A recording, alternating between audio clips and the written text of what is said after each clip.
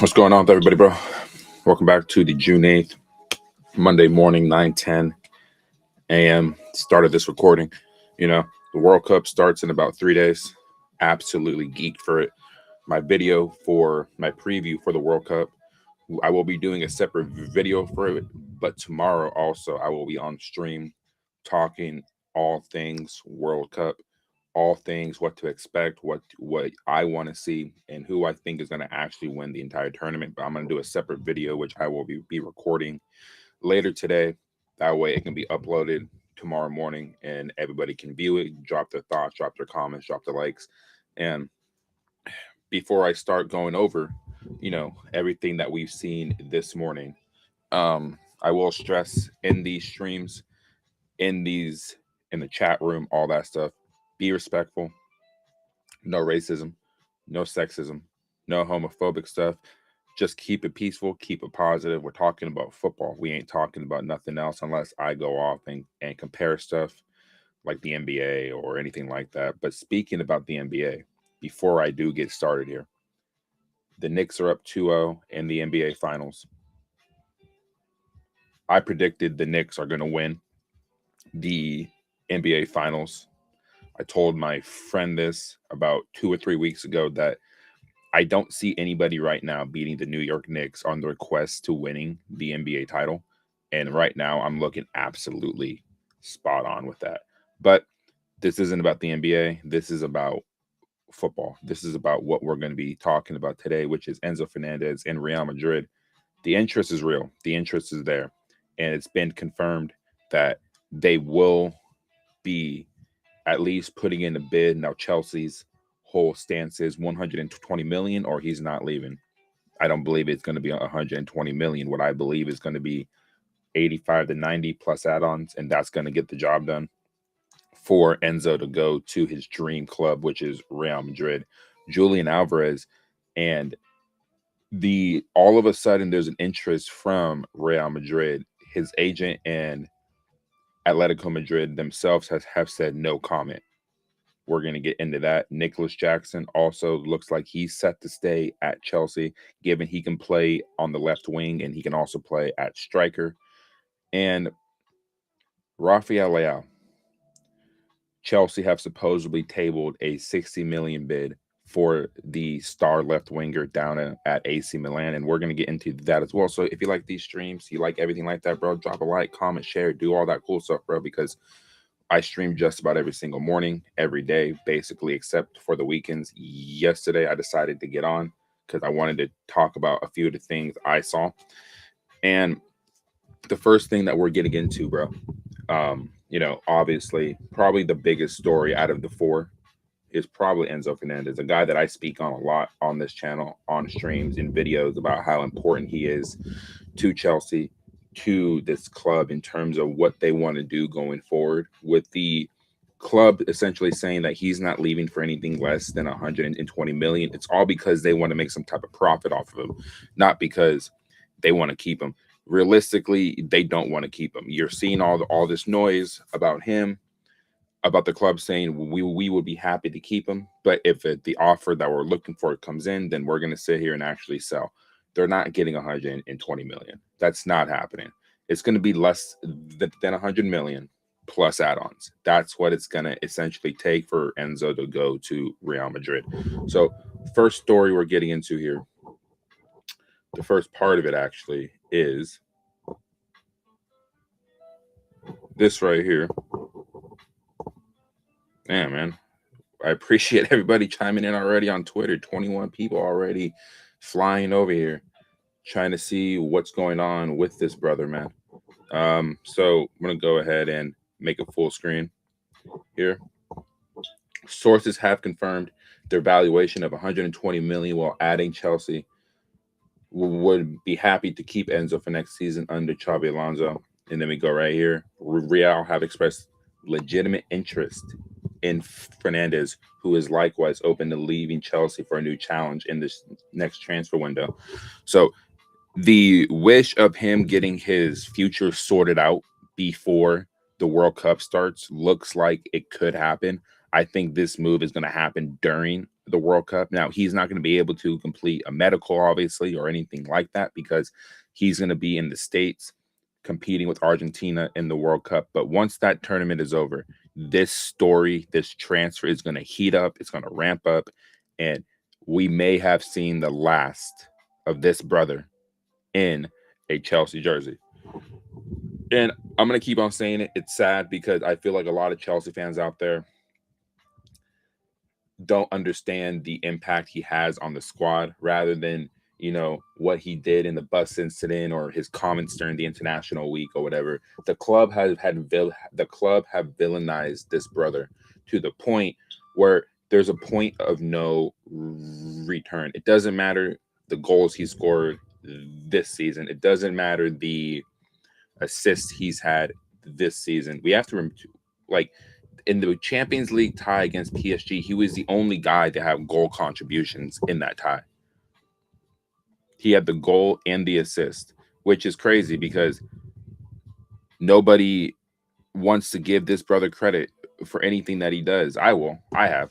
I've been standing on business with this brother since he's got to the club. He came to the club when the club were in such a bad run of form and had one of the worst seasons in the club's history that people were already criticizing him because of the price tag that we bought him for. But 3 years later, you're looking at a brother that ended up being one of the most important players that we have signed under this ownership, an ownership that I still feel like needs to get the hell out of the club because they have no idea what they are doing in terms of running a football club, a football operation. So again, Chelsea fans who are excited that he's going to leave because we're getting, astronomical money for him. This isn't like Coutinho when Liverpool sold him to Barcelona for 150 million. Because even at that time, back in 2019, 2018, 2019, it was not a smart move on Barcelona's part to pay Liverpool 150 million, but Liverpool fleeced them. And you have to wonder if Coutinho actually stayed at Liverpool, how successful would he have actually been with Mo Salah, with Sadio Mane, with Roberto Firmino? But you're probably not getting a Virgil van Dijk, and you're probably not getting an Alisson at the back, right? So we don't know how the course of history would have changed if Liverpool never sold him to Barcelona. There's people on Twitter comparing this move to when he left Liverpool. There's no comparison here because the difference with Liverpool's ownership and Chelsea's ownership is that Liverpool's ownership used that money to go get Virgil van Dijk, to go get Alisson, which was what you need in order to have a title winning spine.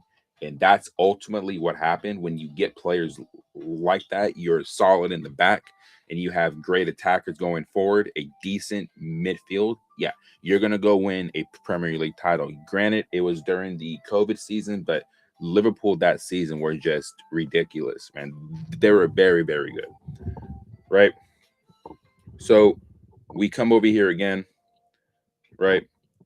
Real Madrid have made the first move for Enzo Fernandez. Bobby Fairview was calling this out last week, that look out for June 8th. You're going to start seeing movement in this deal. He was right. The interest is real. The interest is real. It's been real. I've been of the mindset that if nobody comes in for 120 million and PSG aren't going to sell anybody in their squad, if Real Madrid actually go out tomorrow and put a bid out for Michael Olise, then where is the money coming from for them to actually do it? I think at this point, like I've been saying, it's going to be a player swap because 120 million for Enzo Fernandez is not going to happen. It's going to be a player swap. It's going to be a player swap plus cash. It's what you're going to see in this deal, in my opinion. Chelsea will not allow Enzo to leave on the cheap. Sources have confirmed their valuation of 120 million while adding they would be happy to keep him for next season under Xabi Alonso if a rival club does not submit a suitable bid, right? And this has everything to do with, is Man City or any of these other clubs going to submit a bid of 120 million? I've said if a team in the Premier League comes in for him, you tax him 120. But if you're going abroad, you need to sell him for what you can get for him. which is, in my opinion, 80 to 90 million. You don't sell for anything more. You don't sell for anything less. You keep it firm on, if you're not paying 120, I need 80 to 90 million, or you do 60 million plus a player. That's the kind of deal that I'm looking for if I'm selling him to Real Madrid. But again, we will see what happens with this, right? I'm going to keep my stance firm on this, that it's still a 50-50 chance that he stays at the club, because if Real Madrid honestly do not come in with a suitable offer, but if he pushes for the move, Chelsea have their hands tied. But if they don't come in with the right offer, because Chelsea realistically do not have to sell. The brothers on the contract are, I think, 2031 or 2032. They don't have to sell. But if they want to make some type of money that Xabi Alonso needs, and they're serious about letting him actually go get players, you need to sell Enzo Fernandez. Even though I've made the argument that you don't have to sell Enzo or João Pedro to get transfer funds to make this squad better, right? I did a tier list a few days ago where I'm saying you have 17 or 18 players in this squad within the club that you can sell to generate transfer funds. But if the club is so dead set on making him a villain, on trying to make their money back for him, then you need to get whatever you can get for him. This is what I would do. I would sell him. I would include a player in this as well. I would sell him for 70 million plus a player of Chelsea's choosings. That doesn't include Kylian Mbappe, because that's not happening. Vinicius Jr., because that's not going to happen. Right? Those are the two players in Jude Bellingham. Those are the three players that are untouchable, right? If you were to say sell him for 60 million and you go get yourself a Camavinga, you know what? I would be okay with that, because that's something that you can work with and you're getting cash back in. But is that too steep? Is that too much money? I want to know from the people watching. Is that too much of an asking price for a player like Enzo, or do you just get the straight cash for him? But if you're doing straight cash, you're not selling him for 120. You're doing probably 80 to 85 plus add-ons to bring it up to about 100 million. That's what you're going to do, because the player is in his prime. He's in the peak of his career. And at the same time, Chelsea do not have to sell.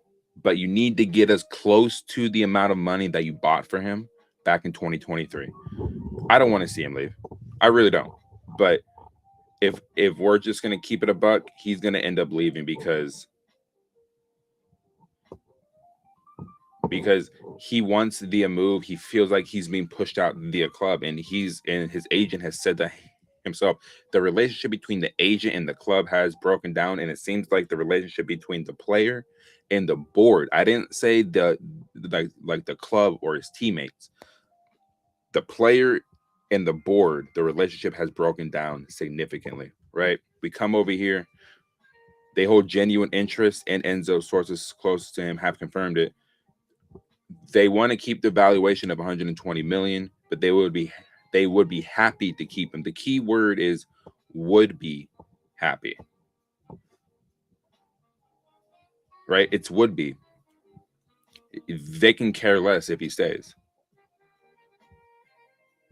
Right? What is this obsession with Enzo from this page? I think you love Enzo more than Chelsea. You can go with him. Would you rather keep a world-class player than replace him with someone is more likely to be subpar? I mean, that's what I'm saying. Like, who do you guys go and replace him with? Do people trust that the board is going to actually go get somebody? Like, you guys are on some shit if you guys really think that. I know I don't believe it. It's outrageous, man. I mean, I think a lot of people really need to wake up and see what's going on. If people really think that this board and this ownership is going to go get a player to replace him right away, someone that's ready made. If you're selling Enzo, you go get Bruno Guimaraes from Newcastle. That's the only replacement that I have on my mind. if you sell him. It's the perfect replacement, in my opinion, but they're not going to go anywhere near it. They keep focusing on these young players. They keep focusing on potential rather than ready made. And you keep seeing all these reports of, oh, well, we'll sit here and, really do our due diligence, have some time of self reflection and all that. And then they don't end up getting the players that we actually need. It's going to be a mess, dude. And then when he leaves, you're going to see what you will see here is he's going to come out and talk about his time in his last few months at the club. And he's going to spill all the tea about what really happened. And honestly, I think I would believe the player more than I would believe anything that Blue Co would put out in the media. Because what people need to realize here is that the players have a first eye view of what's really going on at the club. So are you going to start saying that he's lying about what happened between him and the club? I think he's being villainized like crazy, bro. And he's being pushed out of the club because he spoke the truth about how the dressing room felt about Enzo Maresca, and he spoke on where he wants to live, which I didn't find a problem with either one, honestly. But when you have an immature board and you have clowns running at the top, everything that anybody says, they will take up the ass. They're sensitive and they don't like negative PR. This is why Mark Cucurella is going to end up leaving too, right? And he's all but had to leave as well. So my honest thoughts on all this, man. What a shame. Like, what an absolute abomination. Like, what a shame, bro. Like, it's so disappointing that you buy a player back in 2023, you break the transfer record for him, essentially. I think almost. I think Lukaku was that guy first, and then it was Enzo. But you break the transfer record at the time to bring him in. You get into a physical altercation with the Benfica board to bring him in, and this is how you treat him at the very end of it. It's such a disrespectful way for him to leave, bro. But I mean, it is what it is. No matter where he goes, especially if he goes to Real Madrid, I wish him the absolute best, bro, because he deserves to be winning at the top level. He deserves to be competing at the top level. And players are going to, and people are going to start seeing in a few seasons why it was a mistake to sell him in the first place. This isn't like Coutinho back in 2019, bro. This isn't like that. This is completely different. Because Coutinho didn't fit the system that Barcelona was trying to implement. They played him on the left wing. Enzo's not a left winger. He's a central midfield player that is box to box who can play in the advanced areas of the pitch. And you're sitting here now thinking he goes to a league where there's more space allotted to him, more time allotted to him. He's going to probably end up getting more assists because he's going to be playing with Vinny Jr., Mbappe, Jude Bellingham, Rodrigo, Valverde. He's going to be playing with those cats. They're going to get more goals in their games because he has the passing range, he has the leadership qualities, and he can get a few goals himself. So this is what I'm saying. Chelsea fans will be regretting the day that Enzo Fernandez is sold to Real Madrid. I'm telling you this now. You heard it here and you've been hearing it here for the longest time. You guys don't understand the impact it's going to have when he leaves. Now, if Chelsea end up going to a new level without him, that's great. I'll be happy. But I feel like he could have been a part of that. That's just me. That's just me, bro.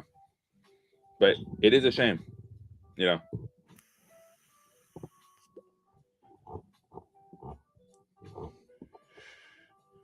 It's an absolute shame, but I mean, it is what it is.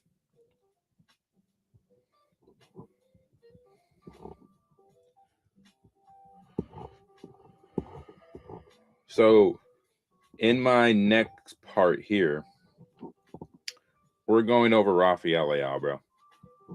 And I'm trying to tell people that Chelsea fans really need to start getting around to the idea that he may be coming to the club. Now, I was talking about when Xabi Alonso was being rumored to be coming to the club, that it may be a good thing that he's coming to the club, because we need a manager that's actually won something coming to the, this club. Now, albeit he did it in the Bundesliga, but to go invincible in a league season when you're in the same league as Bayern Munich, that speaks to something that you're doing right. Now, his time at Real Madrid, obviously, it wasn't great, but it says here Chelsea have tabled a 60 million euro bid offer to AC Milan winger Rafael Leao.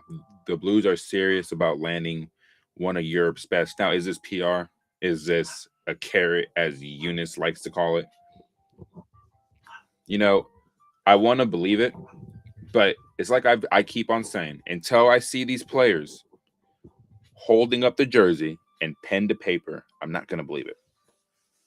I want this to happen. I want Rafael Leao at Chelsea Football Club, because we have been missing a winger since Eden Hazard left that is able to take the game by the scruff of the neck and just be a game changer. Rafael Leao is a game changer. I don't want to hear the conversations about he's a lazy player.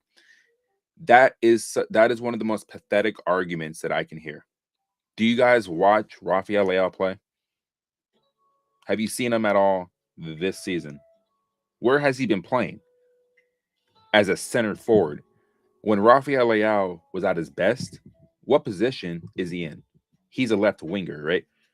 We don't know what Xabi Alonso will be doing in terms of a tactical setup, but he's also said he's not looking to do a wing-back system every single game. But if Rafael Leao is signed, he immediately walks into that first team. He immediately becomes one of the highest paid players at the club, and he immediately becomes one of the X factors in this team. Chelsea fans really need to actually think about this. Could you guys imagine a front three of Leao, João Pedro, and Esteban?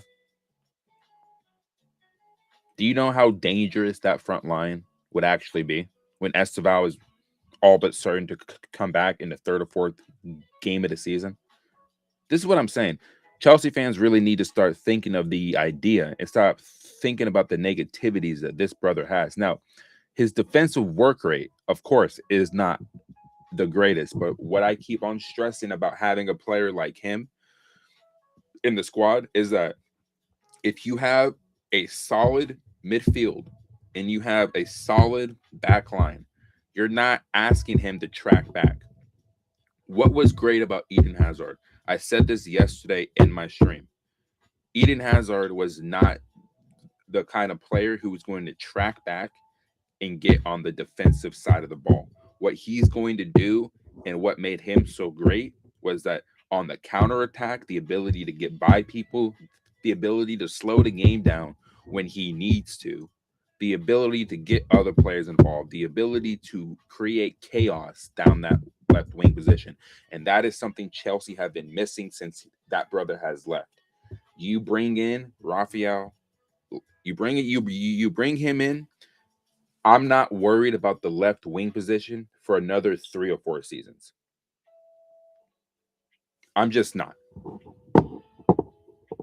You know, like what people need to understand about him is that he is the kind of player that when he's playing in his right position and he's confident and he's in form, he is a handful to deal with. He's a physical winger on top of a guy who can get by players. He does the unpredictable. He takes a chance. That's what we've been missing on the wings for the longest time. Esteban, when he comes back, I'm not worried about what he can do because he is direct, he is tricky, he takes a risk, he takes a chance. That's what wingers need to be doing. And the ability to draw fouls. That is an underrated trait that wingers need to have. And when I played, I was a winger. One thing that I always wanted to do is not only be physical and get by players, but have the ability to draw a foul at the same time, especially if we're under press, especially if we have the ball in the high areas of the pitch.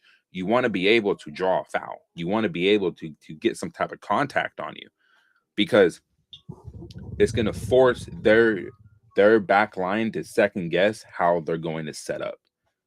And he's the kind of player that when he's on the ball, fullbacks track back, center halves are going to be dragged out to be on a double team on him, which creates space in behind for who? João Pedro, Cole Palmer, Esteval on the other side. This is why you need a player like Rafael Leao in this squad. And if they're serious about tabling a 60 million bid for him, they need to do everything they can to convince this brother to come to the club. I don't know how people are feeling about it, but I keep on stressing this. Chelsea fans need to stop having the excuse that he's a lazy player. He's not lazy. He's the kind of player that's not going to run 90 full minutes, run his socks off. Did Eden Hazard ever do something like that? No, because he conserved his energy, and this is why in the late stages of the game, Eden Hazard was able to turn the game on its head. I always bring up this game, the game against Wolves back in 2019. It's a 0-0, like the 89th or 90th minute. What does Eden Hazard do? Takes the ball inside, still has some decent energy left in him, beats 2 or 3 players, shoots on goal. Chelsea grab all 3 points. This is what Rafael Leao could do. He's not on the same level of Eden Hazard, obviously. I'm not saying he is, but I'm saying the type of winger we need, a physical winger, low center of gravity, tricky, creates chaos, has a shot on him, can play a decent pass every now and then, can draw fouls. This is the kind of winger we absolutely need. I've been screaming for this brother to come to the club for about 3 years. And this is the best opportunity this club has now to go get him. Go get Rafael Leao, bro. Stop fucking around. Like, stop fucking around. Stop playing around. Stop acting like there's better wingers out there in the market. The winger market in this era is horrific. He's the best available. You go get the best available. That's just how I feel about it, honestly. I think people really need to start waking up and actually understanding that he would actually make a huge difference at the club, man. Huge difference at the club. Right? I mean, I shared this yesterday too. The feeling of Rafael Leao and those close to him is that the Premier League would be an absolute dream move and is the ideal destination. The only 2 clubs that could realistically the only clubs that I feel like could actually use him is us. Arsenal could use him. Liverpool could use him. Man United. But I think they have other targets in mind. So if the door is this wide open, you go get him. You go get him. You pay him the 220, 230 grand a week, and you call it a day. Like, that's what you do. Even though he says I would prefer Yildiz, he would be too expensive, bro. He probably is the better player. But again, he would cost around 90 to 100 million to get out of Juve right now. If he's available for 40 million to 60 million, you go grab him. That's a bargain. And he would be playing in the right position. He wouldn't be playing at center forward. So that's how I feel about that, bro. Like, you guys can all tell me in the comments if I'm crazy, if I have no idea what the hell I'm talking about. But I'm telling you this now. Leao would be the ideal move, in my opinion. So we go over now to this story. When it comes to Nico Jackson, I'll get to Julian Alvarez last, and then for the latter part of my stream, I'll just be scrolling through, seeing what's up with the entire news thing. So with Nico Jackson, right? That comment's crazy. Was Jackson able to play off the left as well as down the middle. He is in contention for a role at Chelsea. Sources speaking anonymously to The Athletic to protect relationships say the fact that Enzo Maresca is no longer head coach with Alonso at the helm is partly behind the possible shift in his situation.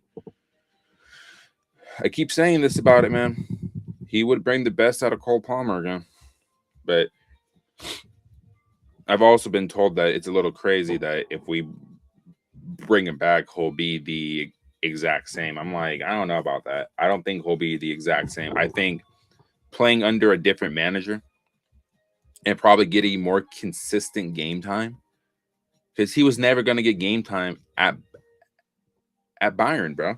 Harry Kane has had one of the best seasons of his career, and you think Nico Jackson was ever going to get serious game time? I think in his contract he needed to play about like 600 minutes. That was never going to happen. Oh, no. It was like he had to play at least 60 games, which means you have to start the game, but you can't come on at the half. So he was never going to get that, man.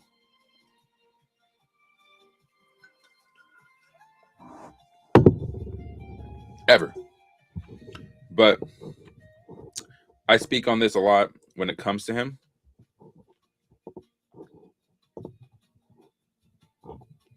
That he needs a second opportunity, bro, because he's not a bad player. I don't think he's ever been a bad player. His only problem, in my opinion, and I'll go full screen for this because I haven't showed my face yet, really,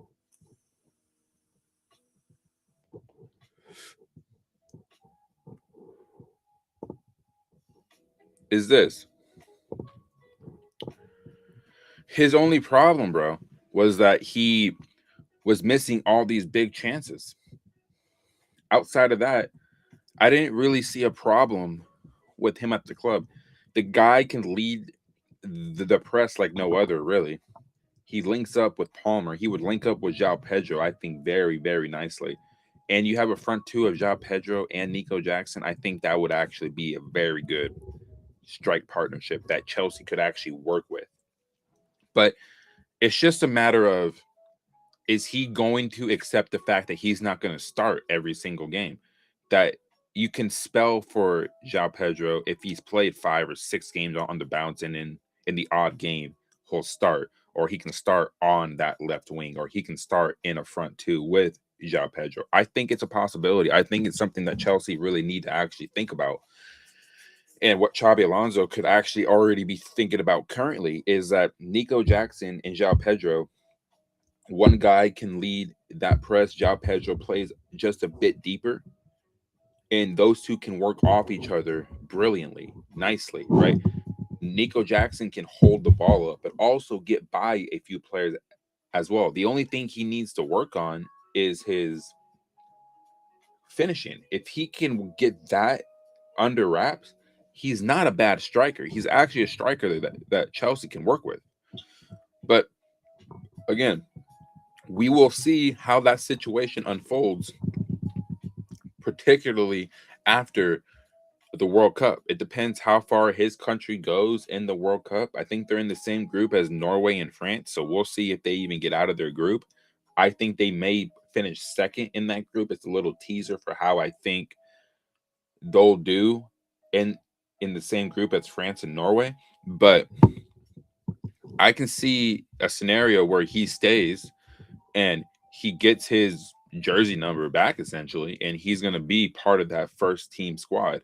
And I'm going to say this: Chelsea fans owe him an apology, because we suffered for a season with Liam Delap as the second striker, bro, as the backup striker. And we all know how that went. It was horrible. You scored 2 goals in all competitions, and then you're more worried about being a WWE wrestler and you are a professional player, bro, than actually scoring a goal.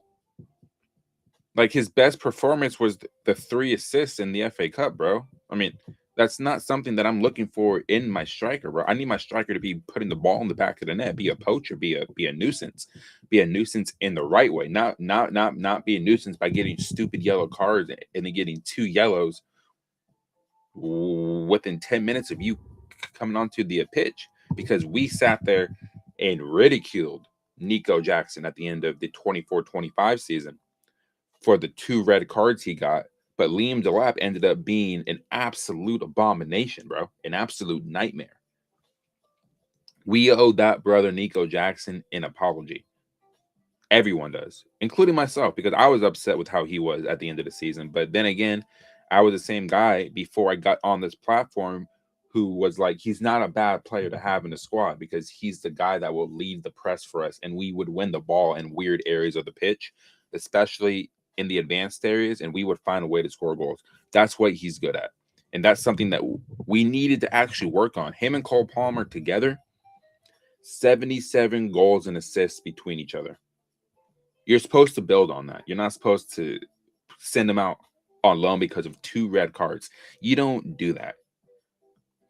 It shows if the club knows they made a mistake in sending him out on loan because they were never going to get the money for him. It was almost like a punishment for how he played at the end of the season. But when you're not taking penalties and you're finding ways to score goals, João Pedro scored, I think it was 20-something goals without a penalty. Nico Jackson did the same thing, and we're giving all this praise and adulation to João Pedro. But Nico Jackson never stepped up and took a penalty and scored a good amount of goals for us. I'm just saying. Just saying, guys.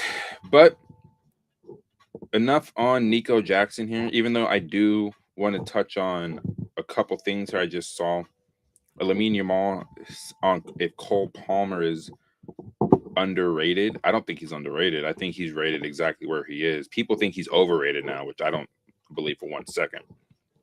Lamine Yamal on if Cole Palmer is underrated. You say Palmer is underrated. People will say in the comments that Palmer is not underrated. He wears the number 10 for Chelsea. He finished 9th in the Ballon d'Or. I don't know where he finished.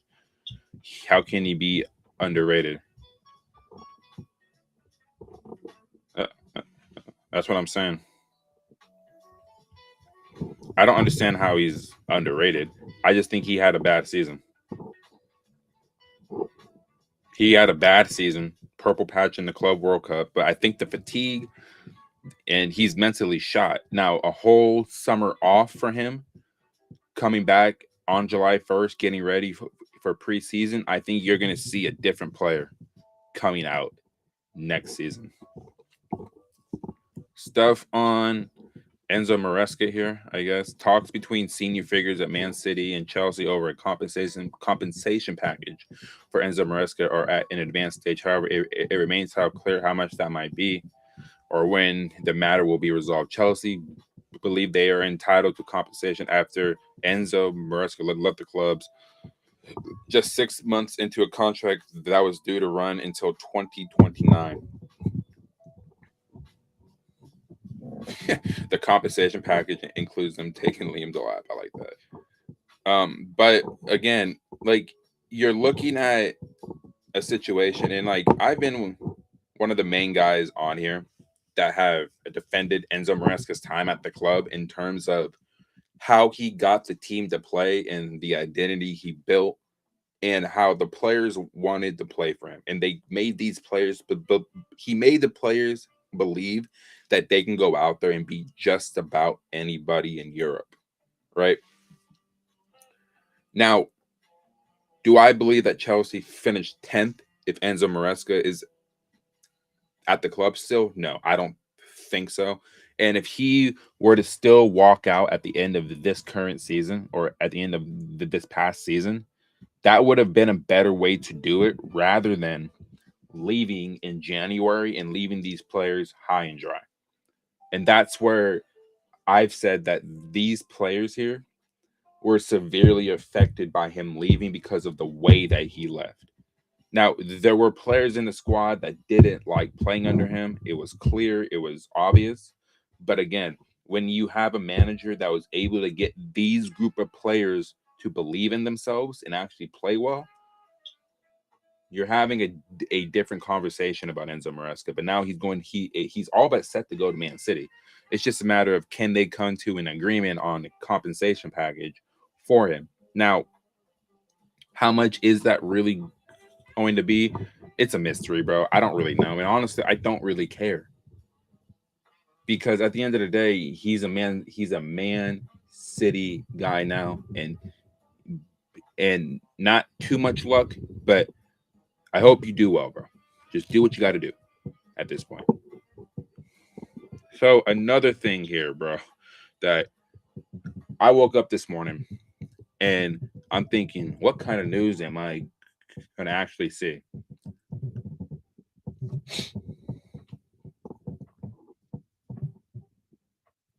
When asking Real Madrid and Julian Alvarez camp about the possibility of Julian being the mystery 150 million Galactico, the answer from both Real and Julian's camp is no comment. Real Madrid are reportedly preparing a 150 million euro bid for Julian Alvarez. Florentino Perez is said to be pushing hard to make the Argentine forward Real Madrid's next Galactico signing. Now, people are going to say, "Wait a minute! I thought it would be Olise." We're going to have to wait and see on this because nobody, and I mean nobody, was going to predict Julian Alvarez. Now, we've seen the history between Atleti and Real Madrid about players going in between clubs. Thibaut Courtois, one of the most famous ones. Marcus Llorente is another one, was in the Madrid Academy. Now he plays for Atleti. I'm going to say this, bro. Julian, I mean, wherever he ends up going, it's not going to be a good look for him regardless. If he goes to Barca or he goes to Real Madrid, Atletico Madrid fans are going to let him hear it. It does not matter. But I think the worst move in terms of like the fan reaction would probably be going to Real Madrid. I think that would be not only a catastrophic move in terms of how the fans are going to react to him. Real Madrid cannot, I mean, Atletico Madrid cannot allow that move to happen whatsoever. But how does he fit in that squad? Last time I checked, Julian Alvarez is a striker. Mbappe is that striker right now. Unless you're planning to play Mbappe off that left wing, I don't see how this move is going to realistically happen.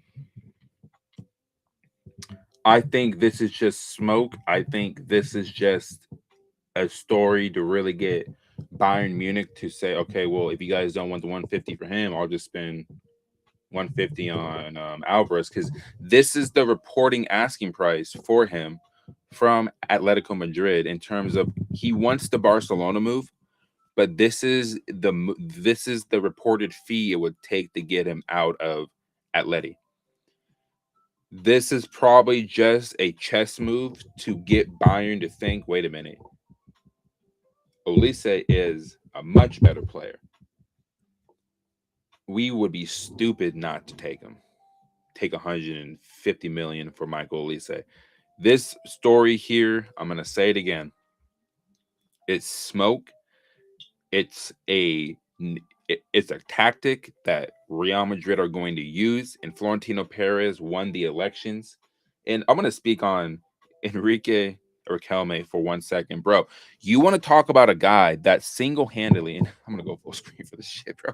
Like, you want to talk about a guy that single-handedly ruined his own presidential campaign by making promises and making certainties that if he's elected president, that Jurgen Klopp is going to be the manager, that Erling Haaland was going to be signed, that Rodri was going to be signed. Then you hear a couple days later, there's no contact between us and Madrid. And then Erling Haaland's father came out and said, we appreciate via club, but there's no chance in hell he's leaving Man City right now. There is a release clause. Enrique Riquelme essentially ruined his own presidential campaign by making false promises, bro. And people really thought that Florentino Perez was about to lose that election. That is the greatest, like, in my opinion, he is one of the greatest presidents in sports ever. He has like what 75 titles between football and basketball at Real Madrid. I mean, come on, man. Like he said it himself. The only way that he leaves the presidential spot at Real Madrid is you have to kill me, bro. like you're not going to sit here and get this brother out of here, man. You're just not. And look, bro, it's rightfully so. Like the guy knows what he's doing. He's one of the greatest for a reason. But do I think Julian Alvarez really goes to the other side of Madrid? No. Hell no, bro. I think Julian Alvarez at some point he's going to get his move to Barcelona, and Real Madrid are going to come in and try to get Michael Olise. That's what I think is going to honestly happen. And what does that say for Enzo Fernandez? Like I said earlier on in this stream, it's going to be a player swap and cash. That's what I think will honestly happen.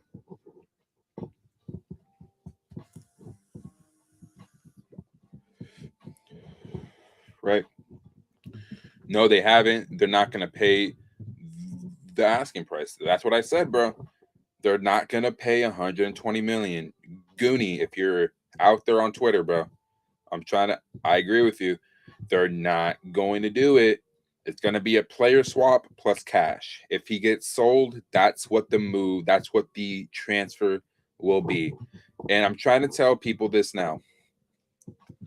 Camavinga is more than likely going to be included in the deal that brings Enzo Fernandez to Real Madrid.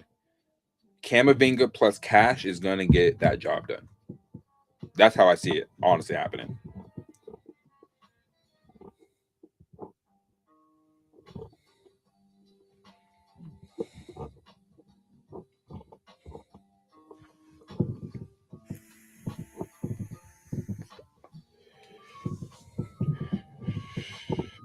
Emmanuel Omega's role at Chelsea is uncertain after a rather underwhelming campaign in France, partly due to injury. A big factor in Omega's recruitment was the situation surrounding Nico Jackson, who was not expected to play at the club again after joining Bayern on a season-long loan. Yet that situation can change as discussed. I think they need to sell him, bro. I don't think there's room for him, honestly.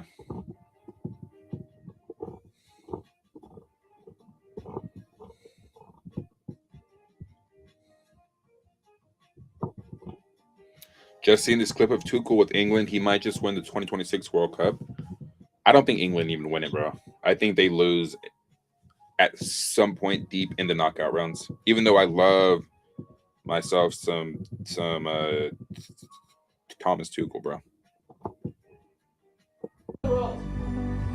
When we sit here in the plane and land, we know already this will become a great camp, and this will be a team no one.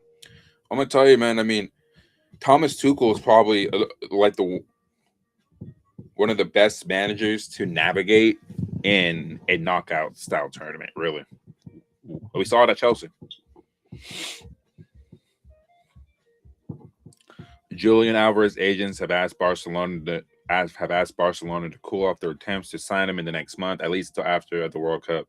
The player is convinced that Atletico Madrid will accept to negotiate, but right now he's only thinking about the World Cup and then does not want any off the field distractions. Like, I mean, yeah, he's gonna end up at Barcelona, bro. He's not going to Real Madrid.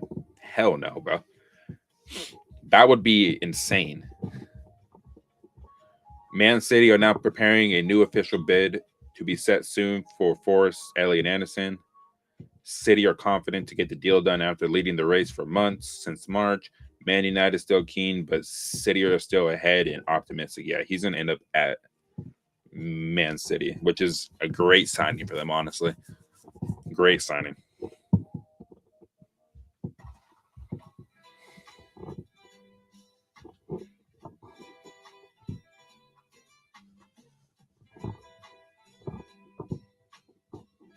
There is an agreement in place for the rest of the year for Kenji Paez at River Plate. Even if those plans change, Paez will be lined up for another loan. He's not ready. I don't think he's ever going to see the first team at Chelsea, bro. And like this is one of those signings that you really have to think about. It's like, why did we even buy him in the first place? He was never going to get into the first team at Chelsea. He never will, bro. If he does, he does, but he never will. Not with the way that, not with the players that we have right now. I don't think he even sniffs it.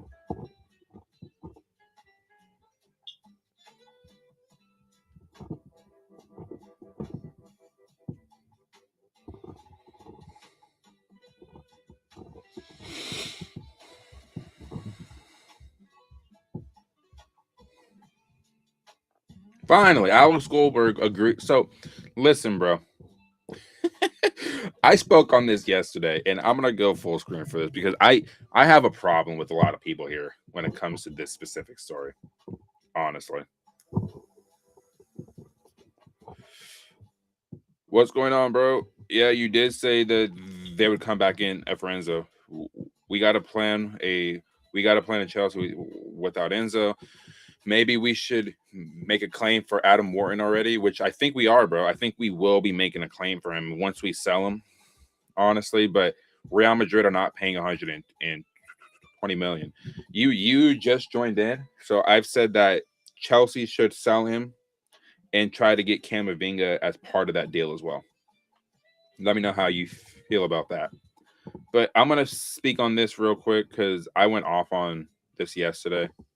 And like this is something that needs to be talked about here, right? Actually, well, let me go like this. Actually,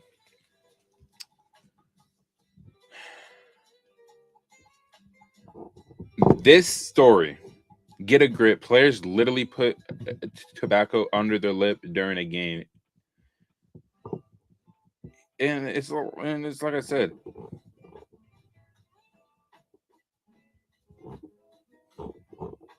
So João Pedro was seen smoking hookah, bro. Right? And my whole thing about this is that why does it freaking matter what he's doing in the off season when he's not even going to the World Cup and he was the player of the season? Why does it matter? The guy's not doing it during the season. He's not smoking at all during the season. Who cares about what he does in his off time? As long as he's not doing this during the season and he's not going to a hookah lounge during the season, why does it matter? A lot of people really need to stop overanalyzing and stop trying to create drama out of freaking pictures, bro. That is the problem with this platform. That is the problem with social media nowadays. Is that we sit here day in, day out, overanalyze things, and think that this is going to affect what he does next season. He's not set to come back for preseason until July 1st. July 1st. It's June 8th. Why does it matter if he's going to a hookah lounge and taking a few puffs, bro? Why does it matter? Like in America, we used to have issues with people smoking marijuana during the season, and players used to get banned for it. But once the sports organization started seeing the benefits of what it does for these players, because these players go through pain, these players go through a lot of stress. In the off season, it does not matter what they do, but during the season, it shouldn't matter. It shouldn't matter. Not a big fan of footballers smoking, even during the summer break. I feel like it does harm lungs. Chew tobacco, I don't have a problem. Smoking does hurt the lungs. I mean, yeah, I agree with that. I smoke too, but the only thing that I have an issue with and the pushback I have is that if he's doing this during the season, bro, then I have a problem with it. Because footballers have to have the endurance and the lung capacity to be out there for 90 minutes. He's not doing anything right now in terms of training. He's not doing anything right now in terms of trying to score goals for his national team as well. If he wants to go to a hookah lounge for about a couple hours and just go decompress after the season he had where he carried this team on his back, then I don't find it to be an issue. But when you have people like JNR, right, this brother here, right, saying that Blue Co have poisoned you all, don't want to imagine the response if this was Garnacho instead. No one is talking about Alejandro Garnacho, bro. No one is talking about him because Garnacho has done nothing to justify his position at the club. João Pedro has. João Pedro was the player of the season. João Pedro should be playing for Brazil at the World Cup, bro.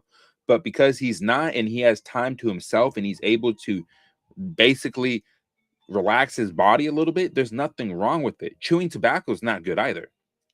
I don't like chewing tobacco whatsoever. I actually despise it. I really, really do. Shisha is worse than smoking a cigarette, though. Wenger and Jose don't like their players smoking one bit. I mean, I agree with that, but they're also not our managers. Emercio Sarri, when he was at the club, would be chewing cigarette butts on the sidelines, bro. And during the halftime, would miss the halftime meeting to go smoke 2 or 3 cigarettes, bro, just before he even went to go talk to the team. Olise to Vinny swap and left wing per Rashford. Are you saying that Olise in a Vinny swap, you put Mbappe on like the left wing, Olise on the right? So then who's their striker? And then Rashford? See, Rashford is a player that I don't understand like why Chelsea aren't even entertaining that kind of deal. I would do that. But Olise and a Vinny swap, that would be interesting, bro. I haven't thought about that. That would be interesting. I think Vinny does need to change the scenery, honestly. Chelsea at this stage are just becoming doom merchant and engagement farmers. Yeah. Yeah. I think they are. I think a lot of them are. But this brother here, man, I mean, he be speaking a lot of nonsense at half the time. He really does. But smoking is not an issue if you're doing it after the season. But if you're doing it during the season, I have a problem with it, especially if you're smoking shisha. I don't even know what that is. It looks like hookah, honestly, in my opinion. But even then, I'm not a fan of it.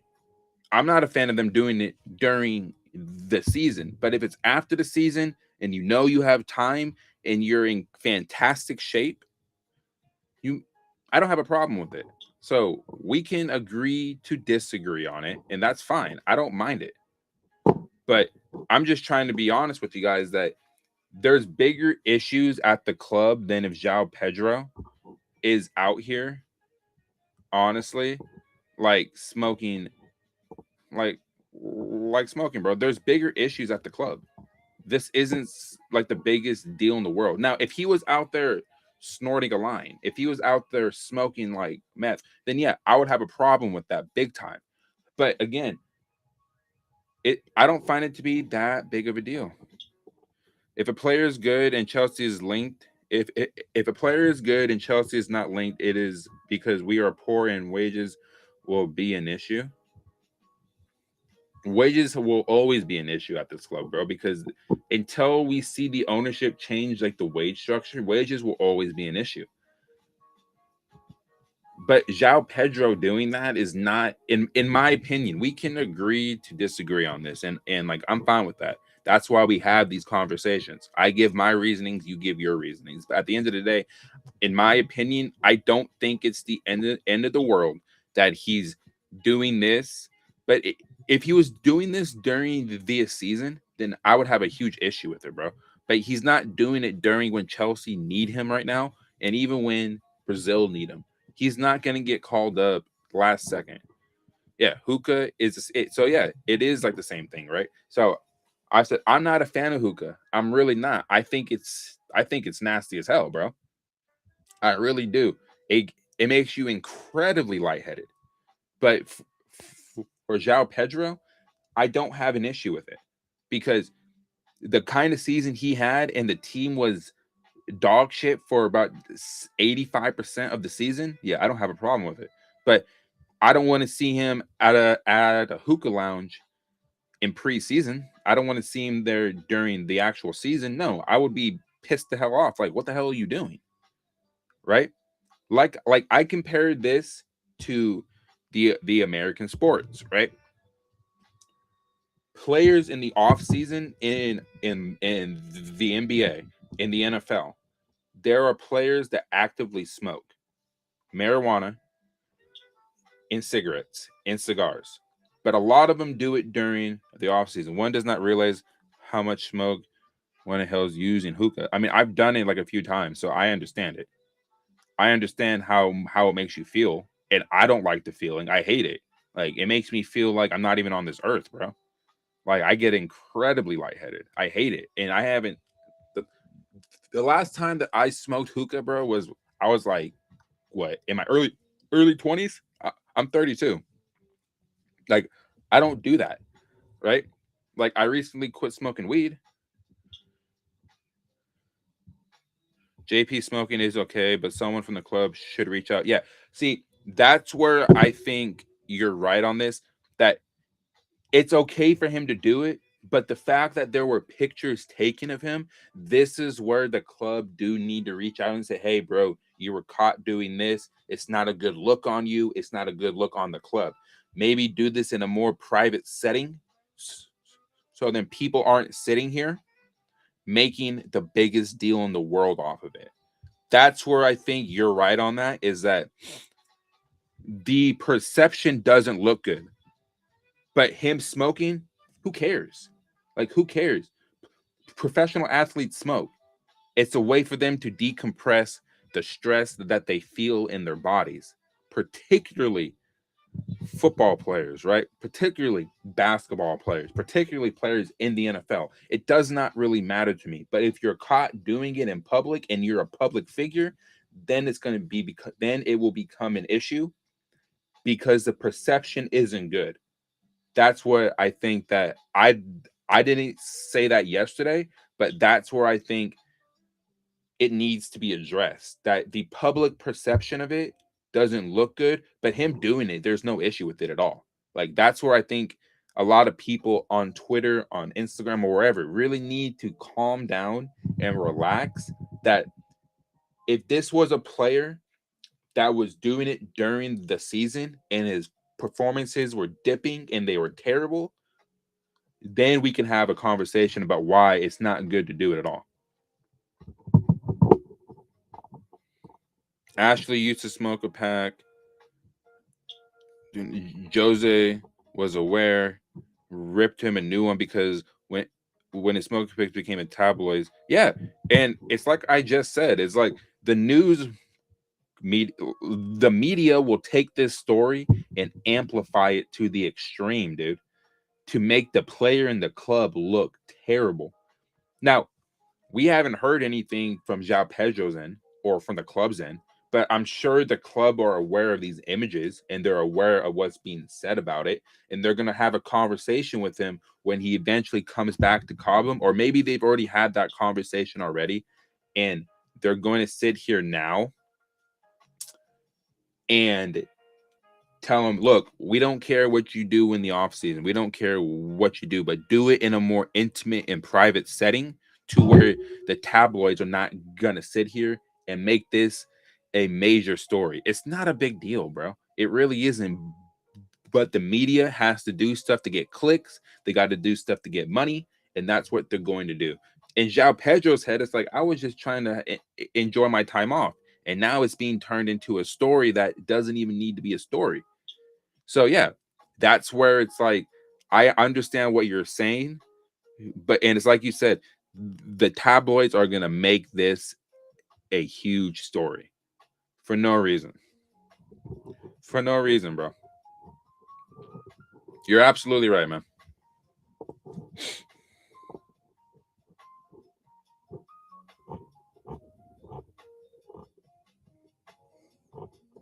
Absolutely right on that, bro. Like I had to speak on that, bro, because I just find it ridiculous that people are like making like the biggest deal in the world off of this, but it's because of the perception it's going to show rather than, you know, if it's like okay to smoke or not.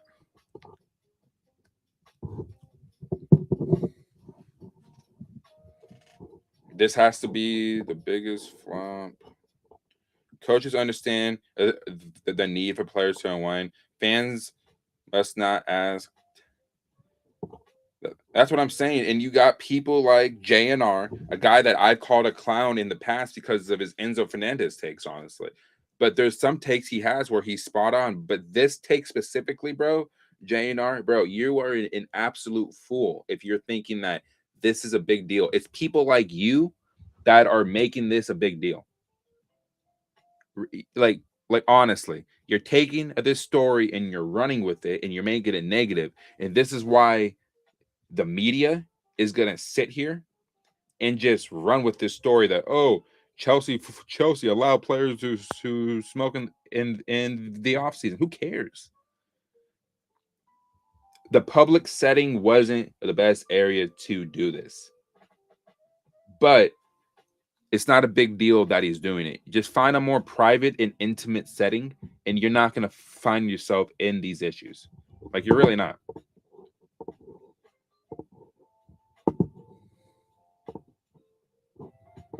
But like I just spoke on, this has to be the biggest flop of the Clear Lake era, not on pure cost, but the number of blue coat influencers that are in the mud. This youth project was naive shit from the beginning. Yeah, I mean, I never believed he was going to even see the first team anyway. When you started signing players like Cole Palmer and shit, bro, João Felix, he was never going to come to the first team whatsoever.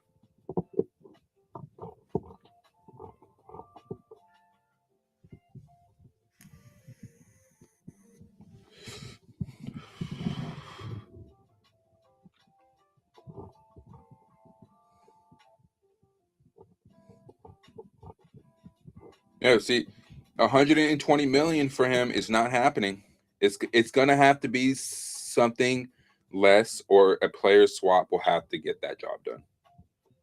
I prefer a player swap, honestly, because I don't trust the board with the cash whatsoever.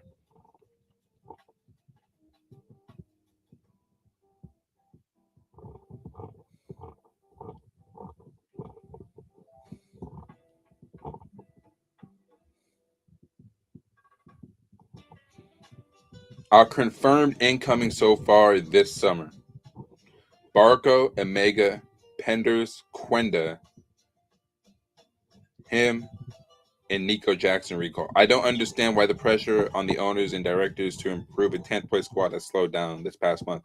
It hasn't slowed down on over here. It hasn't slowed down whatsoever, bro. Not, at least for me. It hasn't slowed down. I just don't have the biggest platform yet to really get my voice out there. But I feel like I'm getting there. I feel like more and more every single day, more people are tuning in and listening to what I'm saying.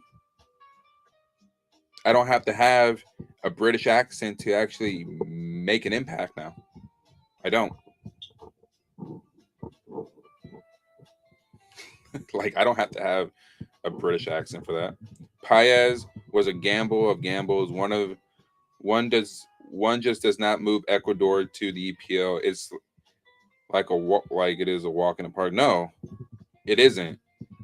Like he couldn't even get it going in France. So what makes people think that he was going to be able to get it going in the Premier League? And he's not even doing well in Argentina right now, bro.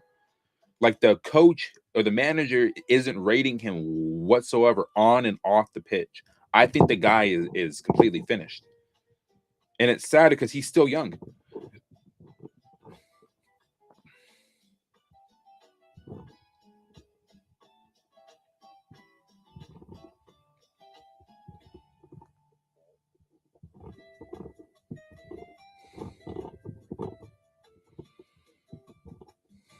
We keep talking about Nico Jackson, bro.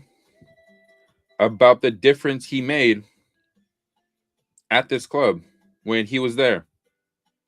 And I'm going to say this now. You need to bring him back. I think bringing him back would be the absolute best thing that you can probably do to help out João Pedro, man. Look at the ability he has, bro. The dribbling. I mean, his finishing can obviously improve, right? But you're talking about a guy who can be physical, who can drive past somebody. I mean, Raheem Sterling took a horrible touch there, as usual. But yeah, like this is the kind of player you need in your front line. João Pedro can dribble past a few players, sure, but you need somebody like this in your squad. The ability to, look at this. Boop. That was one of the best goals that he scored it in that Chelsea shirt, Cole Palmer. Him and Cole Palmer were just a different kettle of fish together. That's why I want him to come back to the club, bro. I think he still has a lot more to prove. I really do. Omega is nothing worse as we cannot sell him. Keep him on loan. Would you bring back Nico Jackson though, bro? Honestly, like I would bring him back. Honestly, like I keep on saying this. Him and Cole Palmer together, 77 goals and assists between each other in 2 seasons. That's exceptional. That's something you build off of. You really do.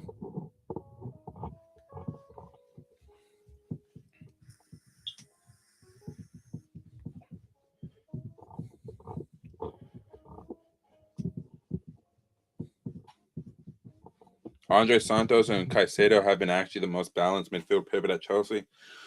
Was one of the things Rafinha did well, having these two close Andre Santos screens, Moy roams. I'm sure Alonso will use that at times too. I'm sure Andre Santos will still be here, but Romeo Lavia, I think, is completely done, bro. Sadly.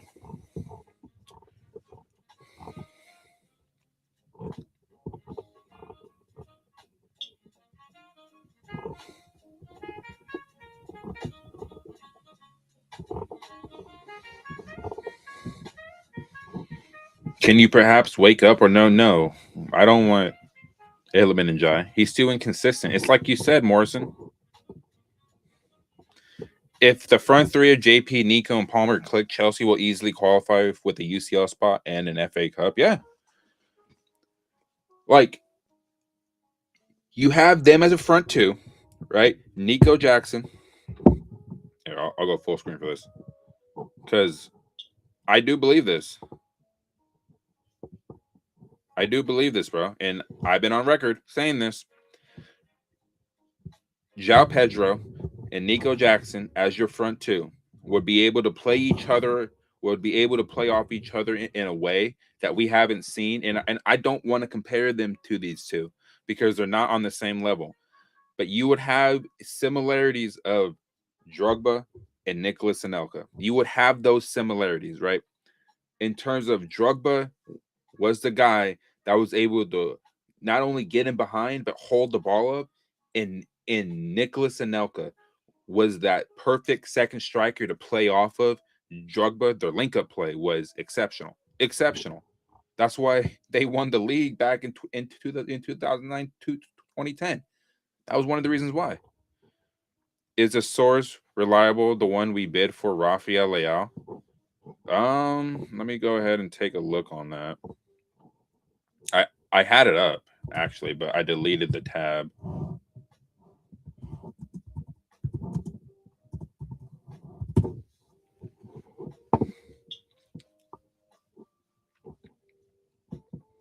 So the page that reported it has 668,000 followers on there, and it's also followed by Fabrizio Romano. So I want to say it's a legitimate link, but we've also seen a lot of these stories be PR. But again, it's being reported by this page specifically. I'll show it on screen real quick.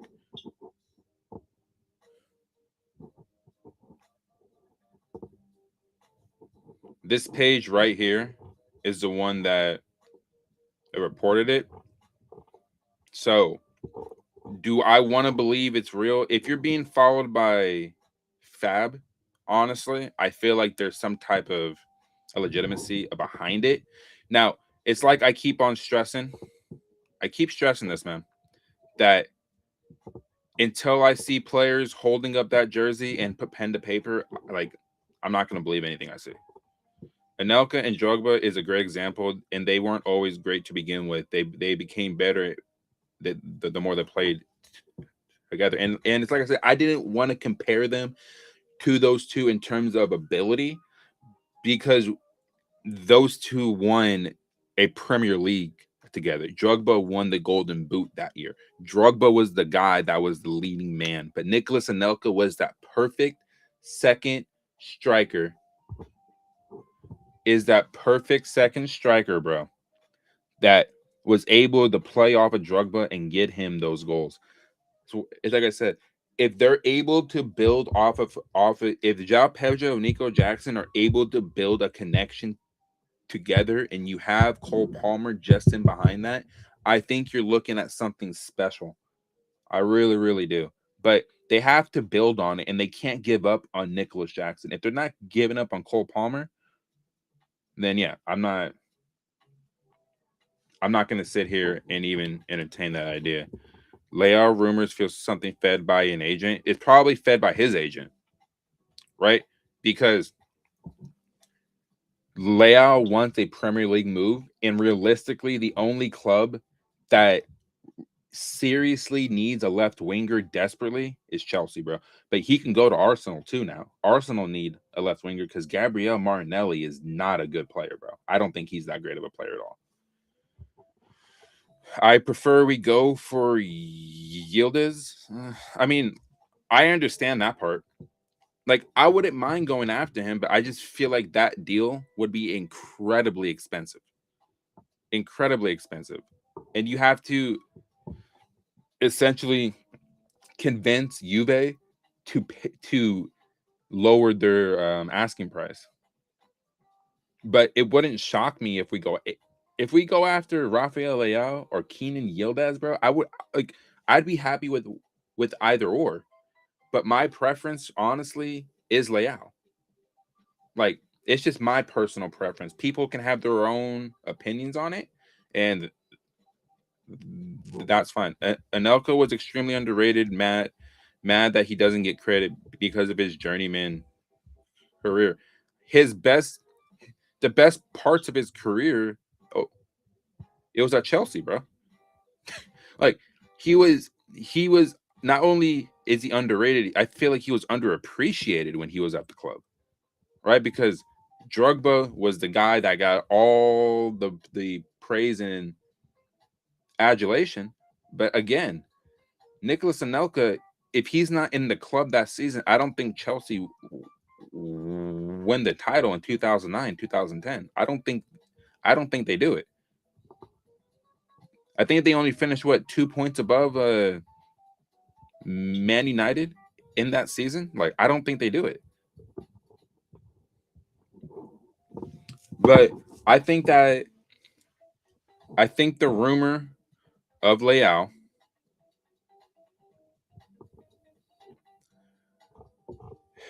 it probably is an agent move, but my whole stance on it is that his agent is trying to get him a move to the Premier League. And this is where Chelsea need to enter the chat here. A submitted bid, and it looks like they supposedly have of 60 million. I'd even go lower. Test what AC Milan would really do. Submit an offer of 50 million. They may bite. They may take it. Clearly, they do not have maturity or the balls to do a deal with the Juve management, especially if they want. Yeah, that's what I'm saying. the board is not gonna want to negotiate with their board at all, because Juventus's board is going to say, look, no, we have a steep asking price of 90 to 100 million. And I would love Keenan. I would love that brother to be at the club. He is an exceptional player. Still young, still has a lot to prove, in the same group as the United States in the World Cup, bro. So I'll be able to see what he's doing in the last group game, really, against the United States. But again, Keenan Yildiz would be one of the most expensive signings you would have to get done in this transfer window. But you have to sell probably 5 or 6 players to even get that deal done, or offer players in exchange to get that deal done. But what players are going to want to go to Juve?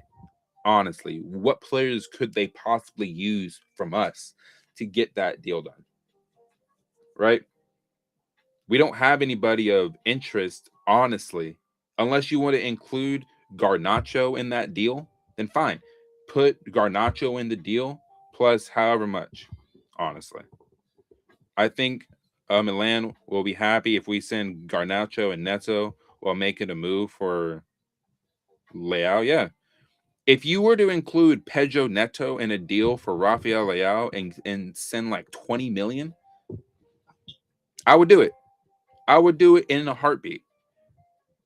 Garnacho, if you want to put him in a deal to send him to Juve, Garnacho plus 60 million to get Keenan Yildiz. That's what I would do. Honestly.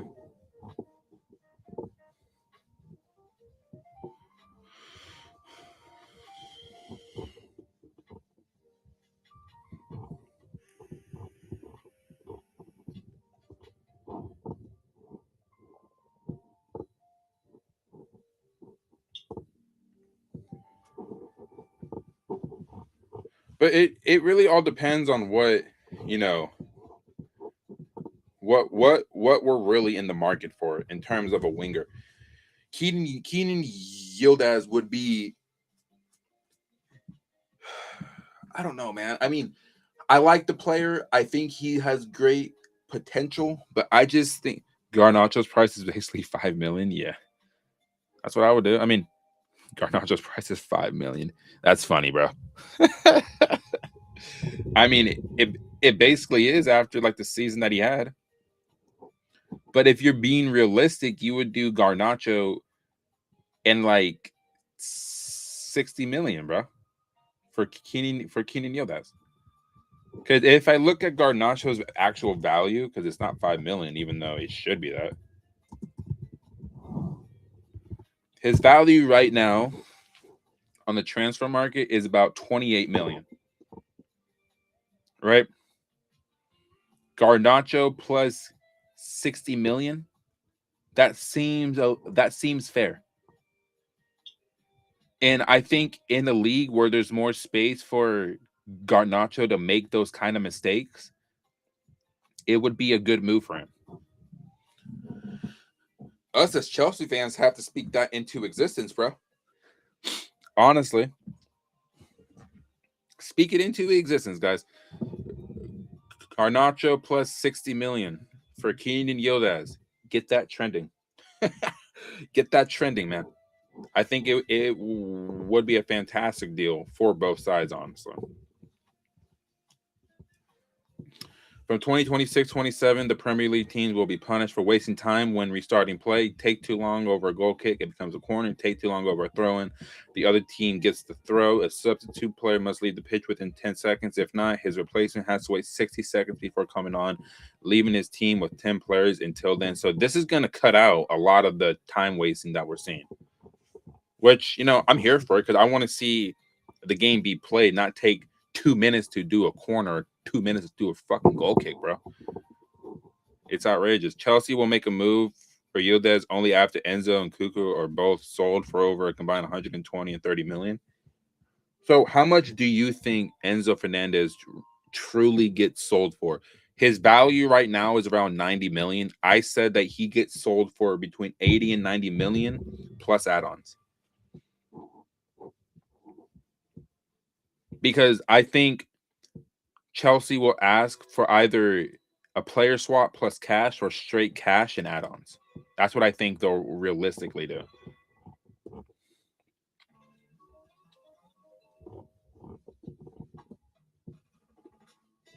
And it says here Cucurella's price is around 40 million. His value's dropped significantly over the past like 2 or 3 weeks.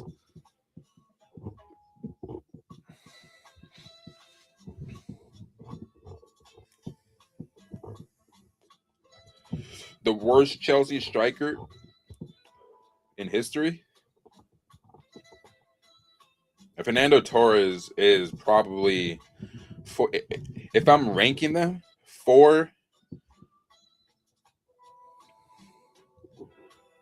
3, 2, 1.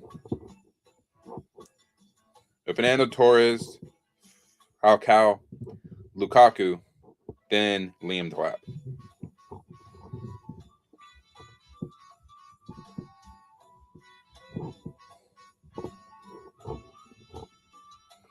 Between them, who was the worst signing? I think now people will probably say Mikhailo Mudryk. I think it's Sterling, bro. Out of the 3 of them, I think it's Sterling. Because even at Man City, I didn't rate him like that.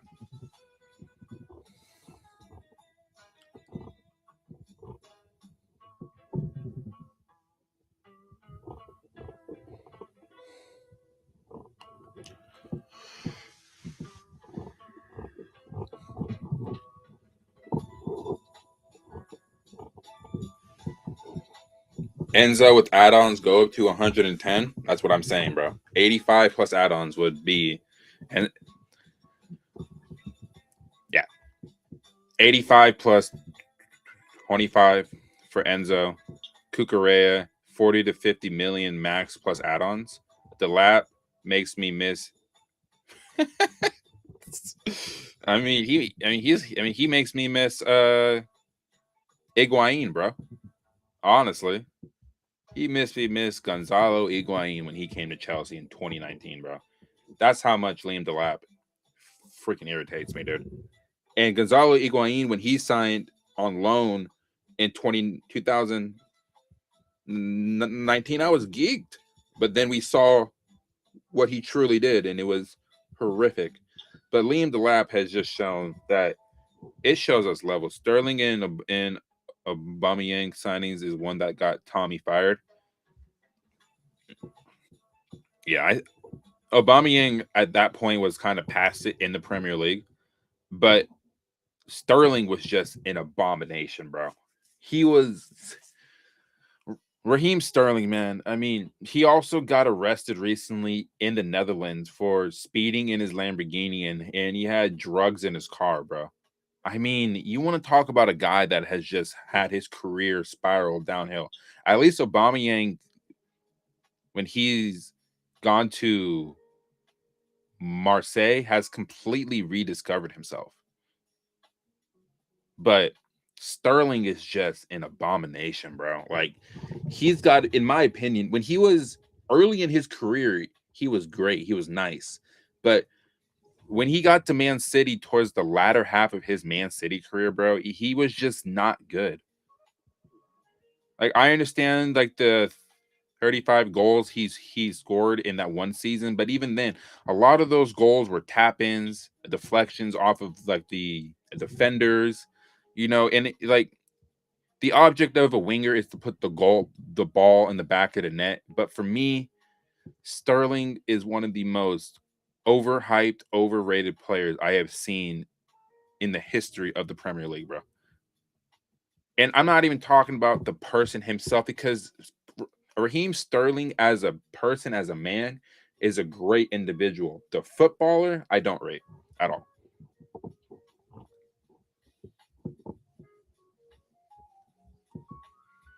Says, hey, grow up, remove all the coaches who won't succeed in the Premier League next season. Let's see who's here.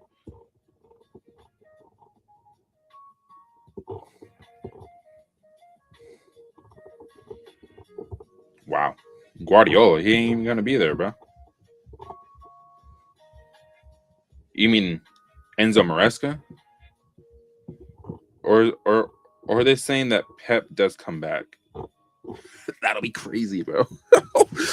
Could you imagine if Man City sack Enzo Maresca midway through the season because they are having such a horrific season without Pep? That would be insane, and it would actually speak volumes about what he is as a manager. And then I'll hold my hands up saying, "Damn, bro, like what happened, Enzo?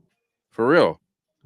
But it says here Arteta, Alonso, Emery, and that looks like Pep Guardiola, bro. That does not look like Enzo Maresca. That's Enzo Maresca.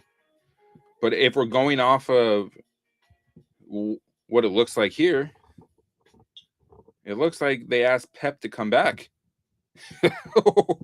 Shit. But Xabi Alonso, it looks like he's expected. Sterling only impressed me when he was at Liverpool besides Sturridge. He means Palmer is a world-class player because Palmer, he said Palmer's wearing the 10 jersey.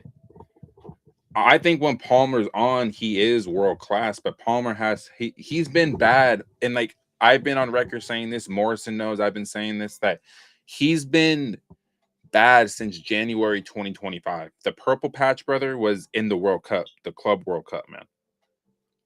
Then since that point, he's been missing. He's been MIA.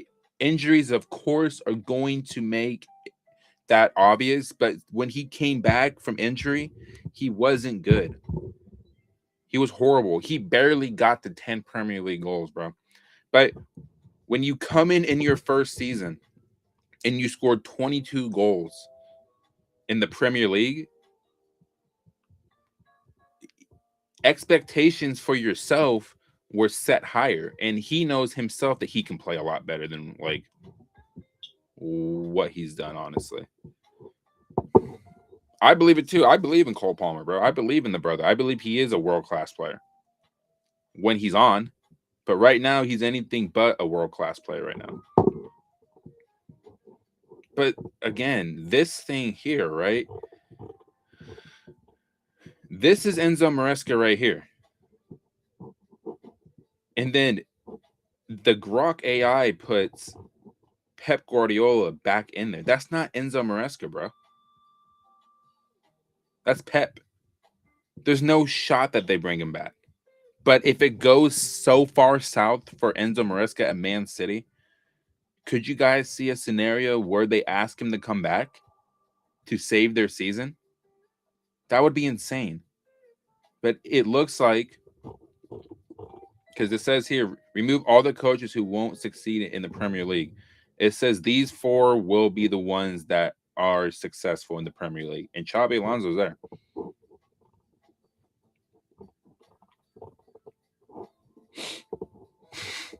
That's hilarious, bro.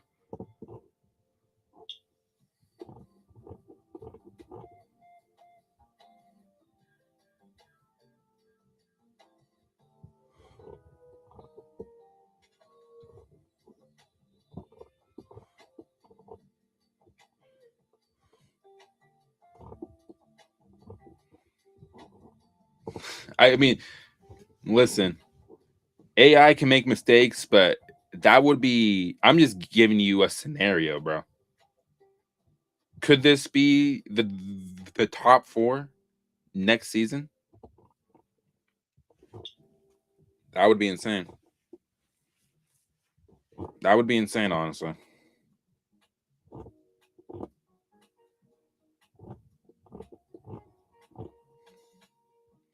Remove the best midfield trio. So you got arguably the greatest midfield of all time. You got Gattuso, Pirlo, and Serdov, Modric, Kroos, and Casemiro, Makelele, Essien, and Frank Lampard. Who do they take off? Barcelona. They put Chelsea twice.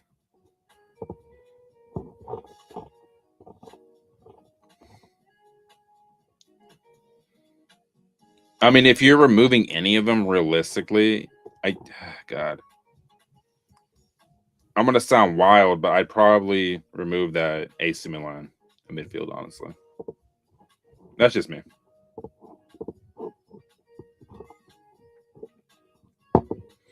Cole Palmer needs a coach to continuously push him and point out mistakes. He does while being nonchalant. Yeah.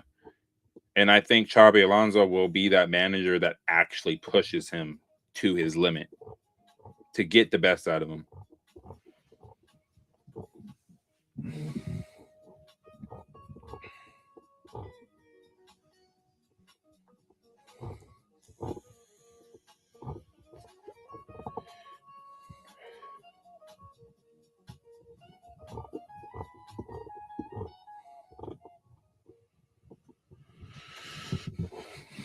You're forced to sell Enzo, spend 80 million on one. Bruno Guimaraes, bro. That's what I'm gonna keep saying.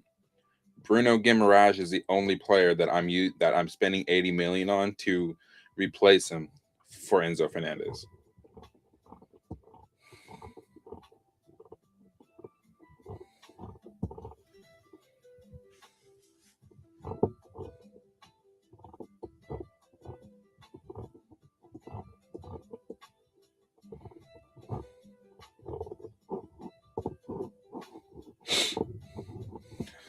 It's crazy, bro.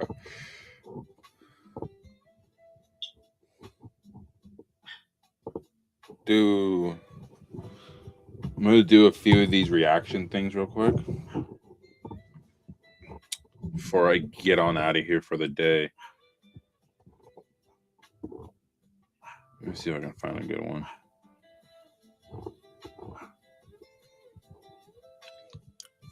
Do one for the culture here.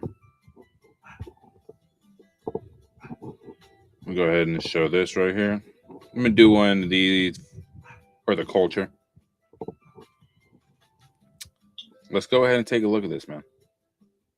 The main man, Fernandez. Dida or Jordan Pickford at his best. John Pickford. Why are England already? Never let England down. Fantastic goalkeeper. Danny Alves or Kyle Walker. Danny Alves. Sorry, Kyle. Thiago Silva or Rio Ferdinand. Come on. That's an interesting one. I think a lot of people will probably say Rio. For me, I'd have to go with Thiago Silva, bro. Honestly. Real Ferdinand, full package, footballer, silks, Rolls Royce, Lamborghini, Ferrari. Lucio or John Terry. John Terry, superb captain, two-footed as well. Marcelo, unbelievable. Or Ashley Cole. This is an interesting one.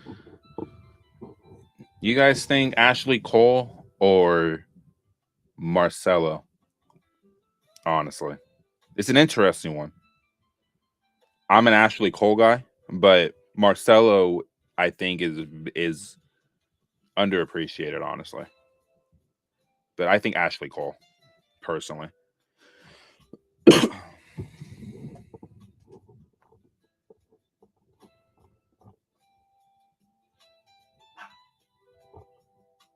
But he said Pickford over Dida. Really? That's insane. Dida was nice, man. Yeah, it's Ashley Cole. He was the best in the world, I think, at that time. England are getting a win so far. Hey, love it. Guys, I post football content every single day. There's a follow button right underneath Fenner's face. Drop me a follow. Gilberto Silva or Paul Scholes. Paul Scholes, isn't it? Love the way he played. Kaka or Steven Gerrard. Don't tell me he picked Gerrard over Kaká.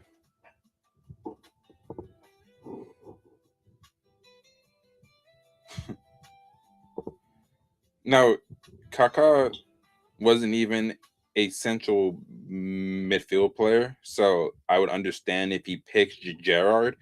But even then, as a complete footballer, I'm going Kaká all day, every day, bro. All day, every single day of the week, man.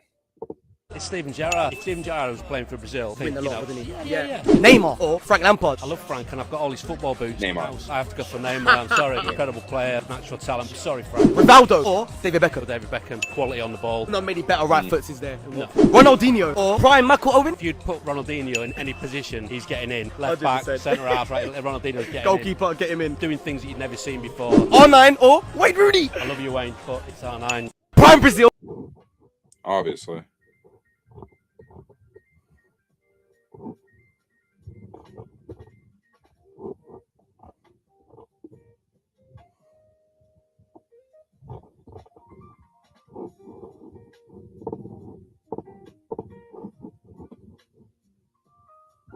Oh my god. Anyway, hour and 40 minutes, a good stream so far. Realistically, let me do one more refresh and see if there's any thing I could talk about here. People be weird on this app, bro.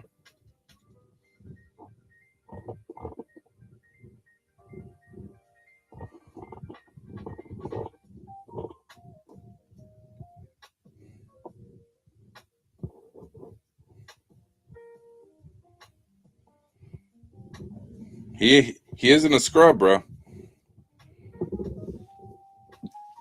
No, Bobby. Saying paying 70 million for a scrub, but then you say he's available for 60. I wouldn't sell him for 60. 85 plus add-ons, bro. That's what it's gonna be.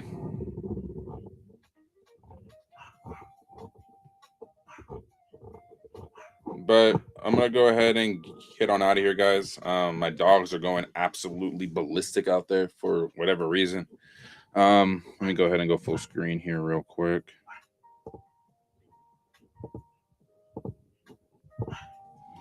All right. So tomorrow's schedule. Later today, I'm gonna be recording a video for my World Cup predictions. Just giving you guys the Golden Boot winner, the player to tournament, young player to tournament, who's going to win the Golden Glove, who I think is going to be in the semifinals, who's going to win each group, the second place teams and the third place teams that will qualify out of those groups, and give you guys my World Cup final predictions on top of who I think is going to win the World Cup. But I appreciate everybody here taking time out of their day to come check out what I've been talking about, how I feel about certain things going on around the world of football. And with that being said, I'm Jason, No Filter Chels. Drop a like, share this stream, comment, get involved. I read everything. I get engaged with everybody here. And I'll see you guys soon in the next stream. Just be on the lookout tomorrow morning for my video that will be uploaded for my World Cup predictions. I'll see you guys soon. Peace.